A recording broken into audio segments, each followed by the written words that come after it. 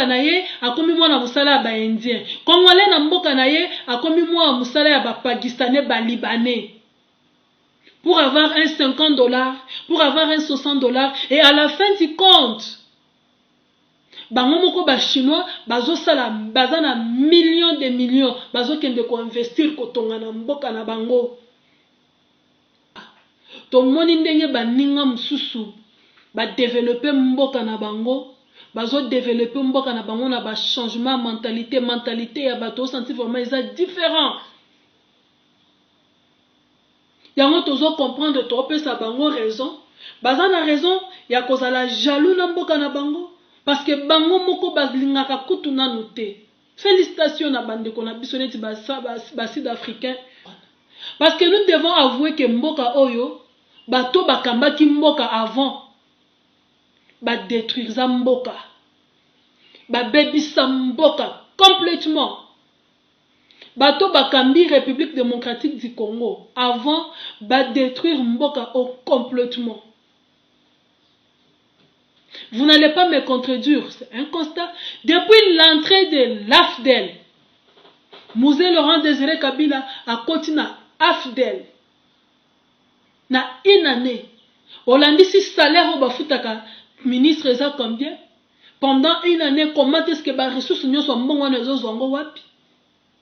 Merci d'être là, amis fidèles de Entrebisso TV. Vous êtes très nombreux branchés partout dans le monde en train de nous suivre. Bienvenue à cette émission, chers internautes de Béni TV. Merci pour la marque de confiance. Vous êtes très nombreux. Merci à tous ceux qui ont eu la chance de s'abonner. Ceux qui n'ont pas encore eu le temps, l'occasion, abonnez-vous massivement sur Entrebisso TV. Vous ne serez pas déçus. Vous informer sur notre souci majeur. On est là. C'est là votre humble servante Jojo Tumba, la connexion du monde. Parlons de l'actualité, amis fidèles internautes. Hier, je vous disais que Né Mwandasemi, il a été arrêté.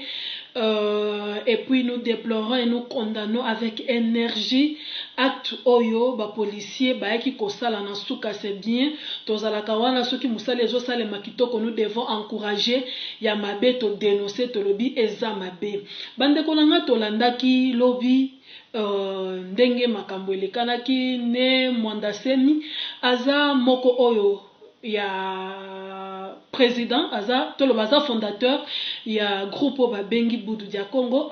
Ça a été créé en 1969 par lui-même. Aza leader il y a Bané Congo bande konangai démarche naye bit naye aza na raison. Moi personnellement je peux toutefois dire que Né Mwandasemi aza na raison ya ko déclarer pe ko réclamer makambo etali ba droit naye comme tout patriote lokola mutu nyoso. Parce que mboka wana Congo eza mboka na biso, eza mboka na biso nyoso, eza mboka ya individuité, eza mboka te ezala kaka na avantage ya groupe ya batu moko paka la groupe ya batu moko songolo. Non. Alors il est député, il a été arrêté pona l'air a télémaki pona ko vendiquer toujours ba droit na ye. Alors l'air ba arrêta ki ye ba elevaki immunité parlementaire na ye te. Nde alobaki je suis député. Mais comment ba ko arrêter nga brusquement sans que ba élevé immunité parlementaire na ngai et puis deuxièmement ba émolument na ye atikala kozwa yango te mbongo na ye atikala kozwa yango te.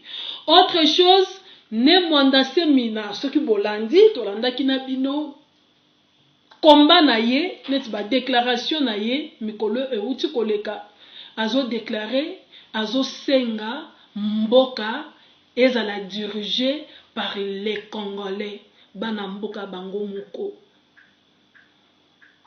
C'est vrai, Félix Tshilombo aza Congolais aza mwana mboka, mais pour lui, d'après lui, Kabila aza Rwandais, Vital Kamerhe aza Burundais. Né Mwandasemi a souligné pour dire que nous voulons à ce que tout le na dialogue national oyo salema entre biso na biso, entre bango na bango ba Congolais. Ce n'est pas moi, je vous informe, mais je suis en train juste d'interpréter maloba y en a Mwanasemi. Et puis, bah, démarche na ye, combat na ye.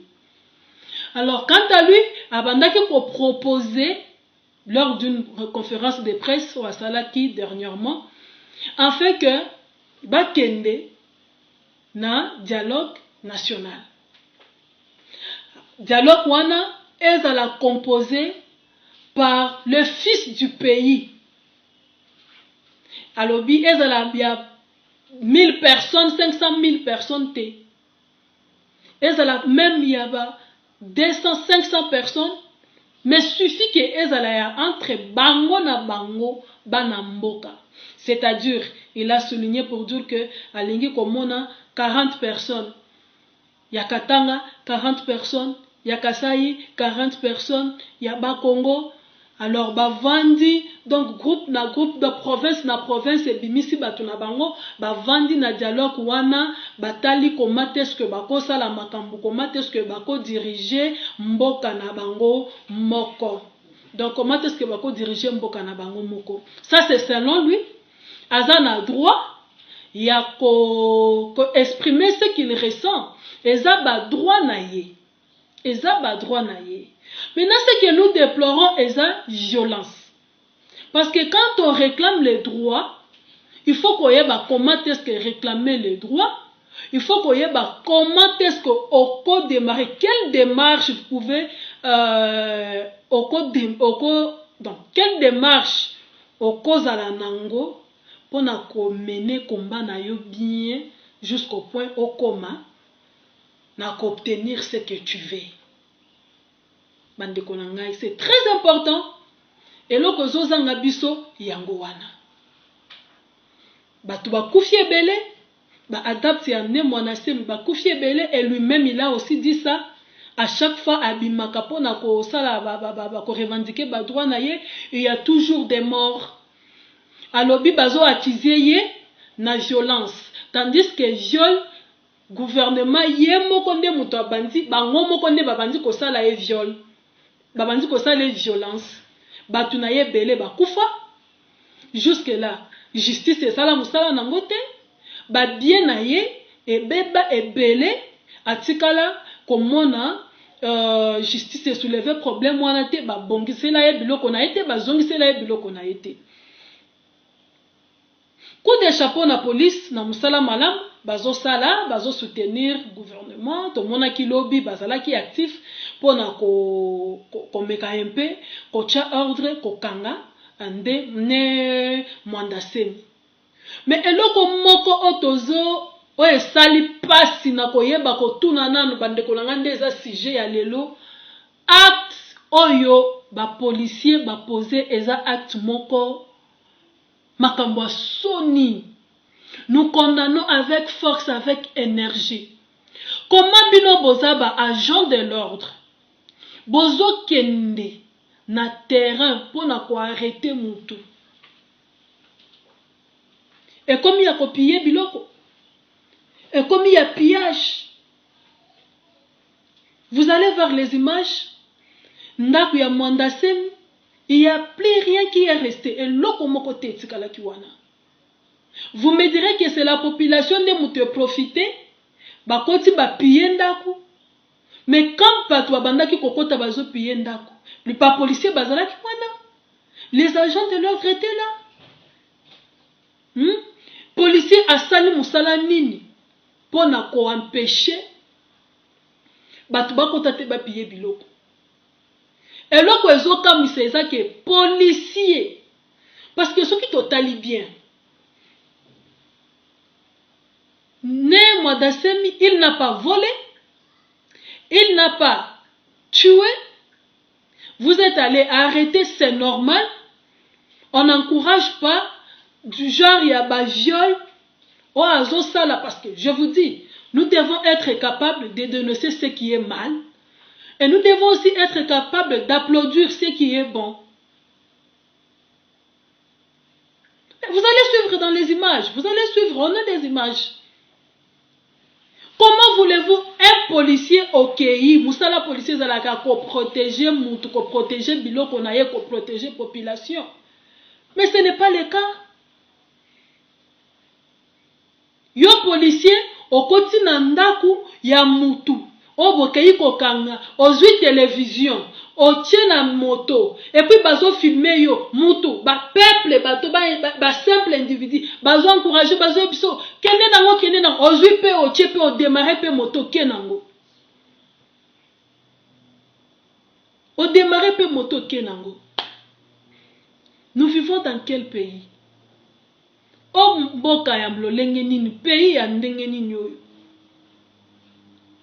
Makambo zo salema na Congo ezo lekelanga. Mboke kobonga mkolo nini? Mboke kobonga mkolo nini? Nous attendons le changement. Nous avons tout dans notre pays. Congo c'est un pays riche, Congo c'est un pays béni. Mais comment peuple congolais, comment biso ba congolais toko changer mentalité? C'est ce que je disais. Le problème n'est pas Kabila, le problème n'est pas Tshisekedi, le problème n'est pas Rwandais, Burundi, le problème est biso moko ba congolais. Le problème est biso moko ba congolais. Nous ne voulons pas changer les mentalités. We don't want to move on. Nous ne voulons pas changer les mentalités. Chose grave, la police qui est censée de protéger, la police qui est censée de protéger les gens et leurs biens, c'est la même police qui est maintenant responsable. Comment je peux dire, le mot m'échappe. C'est la même police qui est maintenant à la base, il y a kozwa biloko. Donc, bokangi mutu, bozui na biloko na ye, bo piller, bozui o borozwa boke nango. Pourquoi? Eza makambo soni. Eza makambo soni. C'est honteux. Mboke kobonga te. Mboke kobonga te. Voilà bande konangai. Na lolenga boye. Mboke kobonga ndenge nini. Alors, nous demandons à la régie de nous balancer quelques images. Bon, mon abino moko TV eza radio te. Ya makambo esalema kilobi ndenge policier azozwa télévision azotia na mutuka azokende nango. Bon meke mpe kotala quelques images et puis on se retrouve juste après. C'est parti. C'est ma pillé te va mon enseigne. Non so ya ngwana ko mokende. Wawa ke na ngwana nyoko libino.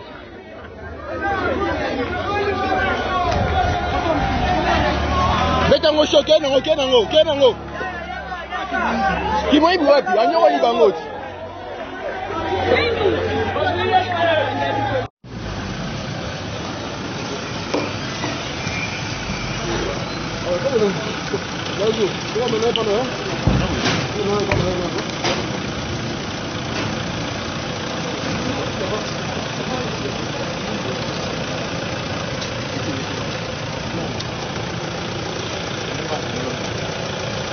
Ça va?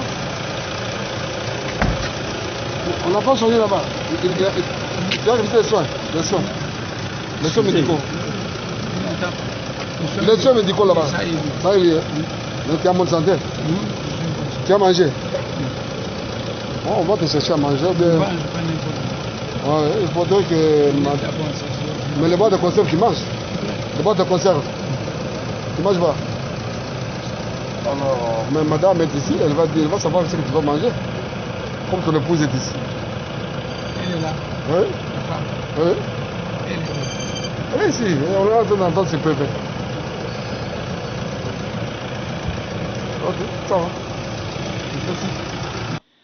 Voilà, bande konanga, de retour sur le plateau. Voyez, bon, mon a ba image. Bon, mon koboye bisanga, eza passi. Eza passi vraiment, eza passi. Donc, et ça la passe parce que to vandi balibanda ya mboka. To moni ndenge baninga msusu. Ba développer mboka na bango. Bazo développer mboka na bango na ba changement mentalité ya bato senti vraiment eza différent. Yango tozo comprendre to pesa bango raison. Baza na raison ya kozala jaloux na mboka na bango parce que bango moko bazlingaka kutu nanu te. Félicitations à bande qu'on a bisonné bas sud-africain. Tozo moi en un moment de confinement oyo. Gouvernement batu nyonso ba respecter ba mesure ba vandi na bandaku gouvernement ezo bundana etala qu'est-ce qu'on peut faire pour lutter contre crise économique après coronavirus. Ce n'est pas le cas avec notre pays. Mboka na biso ezaka ba fitilité ba mati ba kiti. C'est le moment oyo ba autorité ba président ya ba parti bazo bima pona osala ko organiser ba congrès je ne sais pas quoi moi ko sala ba makamo. Mais non, attendons un peu. Nous voulons les changements. Parce que ceux qui mboka wane bongi, bana na biso baboya, bakozala bien. Nous devons lutter pour que bana na biso baya bazala fier na mboka au Congo. Mais biloko aboye, nous devons les condamner. Et puis il faut justice et salamusala nango. Et puis moi je pense que président de l'Oyabato bazalaki na délégation ba policier nyoso bazalaki tout autour wana. Le même jour, il y a arrestation, il y a Nemwanase. Ils doivent être arrêtés. Il faut pas sanctionner Bango. Il faut pas sanctionner Bango. Parce que bloc Wabozo, ça la sonne. Félix Tshisekedi, Azan a besoin, Azan a motema wana, Azan a ba projet wana, il y a changer Mboka. Mais à kokoka ko changer Mboka wana te. Tant que batu moko boye système ya kala ezaka place wana. Parce que nous devons avouer que mboka oyo bato bakambaki mboka avant ba détruire za mboka ba bebisa mboka complètement. Bato bakambi République démocratique du Congo avant ba détruire mboka au complètement. Vous n'allez pas me contredire, c'est un constat. Depuis l'entrée de l'AFDEL, Mouzé Laurent Désiré Kabila a continué à AFDEL. Jusqu'aujourd'hui, la République démocratique du Congo est par terre. Je pèse bien mes mots. Parce que Nakobanda Kota Sabino. Mboka eza par terre na ba domaine nyos. À l'époque de Mobutu, on avait des patrons. Tout cela qui n'a pas businessmen. Tout cela qui n'a pas businessmen. À l'époque de Mobutu, on avait des policiers, des soldats, dignes d'être policiers na soldats. À l'époque de Mobutu, on avait les enseignants, dignes d'être enseignants. À l'époque de Mobutu, on avait des médecins, dignes d'être médecins. Ce n'est pas le cas aujourd'hui. Bakanse bubazalaka lisusu te. Entreprise ezate na Congo toza na ba businessmen te. Congo lelo ekomi il faut oser la politicien. Il faut oser la yango moni bana na biso soko tuni penza. Lelo na lobo tuni pena bana na biso bazana ba université. Ozo compter kozala nani dans les jours à venir. Je vais être député. Je vais être ministre. Pourquoi? Actuellement, dans le pays, pour vivre mieux, tu dois être ministre. Tu dois être député. Il faut osala. Ça s'est fait. Ministre à outil dans le néant.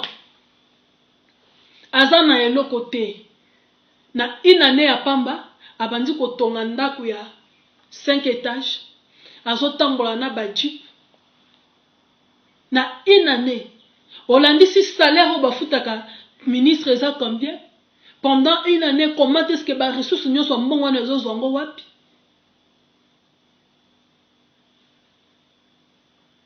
Bande konangai.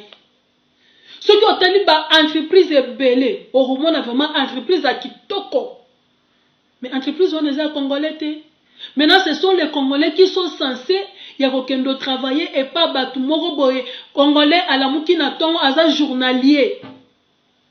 Aza journalier na maison ya ba Pakistanais, na maison ya na maison ba Indien. azovanda bakangeli kuna azobimisa biloko du matin au soir heure ya lunchtime ezalaka te. À la fin il touche combien? $50. $50 s'il vous plaît. Congolais na mboka na ye akomi mwana musala ba chinois. Congolais na mboka na ye akomi mwana musala ba indien. Congolais na mboka na ye akomi mwana musala ya ba pakistanais ba libanais. Pour avoir un $50, pour avoir un $60 et à la fin du compte bango moko ba chinois bazo sala bazana millions de millions bazo kende ko investir ko tonga na mboka na bango. Il n'y a pas les entreprises, il y a pas Congolais. On n'a pas les entreprises. Tout ça, c'est na bato mineno, tout ça qui na bangote. Tout ça qui na ba wetrafa. Tout ça qui na ba kansebu. Donc, les lots Congo est par terre. Congo est par terre. Mais j'ai vu les gens pleurer. Kabila kende, Kabila kende, Kabila kende. Nous voulons moi Namboka, nous voulons moi Namboka. Mais je suis désolé. Nous vivons dans les mêmes conditions. Mais que Dieu nous aide. Que Dieu aide notre pays. Le président Félix Tshisekedi doit savoir que il est temps, à un soutien au peuple congolais, à décevoir congolais, mais à yeba que pour obtenir, pour akokana kobongisa mboka wana, il doit se débarrasser na régime yakala. Je suis d'accord. Na bande kolongana évêque mukuna. Wazo lité, wa sali mouvement ya éveil patriotique. Ya nous devons nous réveiller. Il faut tout fongola misu.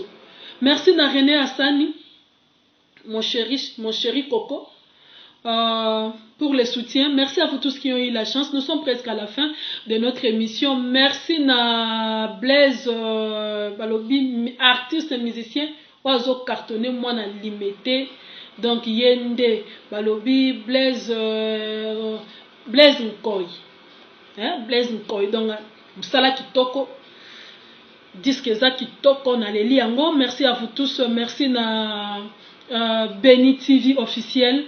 Pour na Musala Kitoko, abonnez-vous massivement sur Beni TV officiel. Merci na Juna Mujinga na Panama. Merci na Nana Lolonga na Katia Belgique. Merci à tous nos abonnés. Vous êtes très nombreux. Abonnez-vous massivement. Le numéro est affiché na bas à écran. Borobandako Bobenga biso. Ba suggestion na bino, ba remarque na bino. Et koisie la biso vraiment malamu. C'est la votre humble servante de John Tumba. Je vous aime bien. Je vous dis au revoir et je vous retrouve à la prochaine fois avec un nouveau numéro. Bye.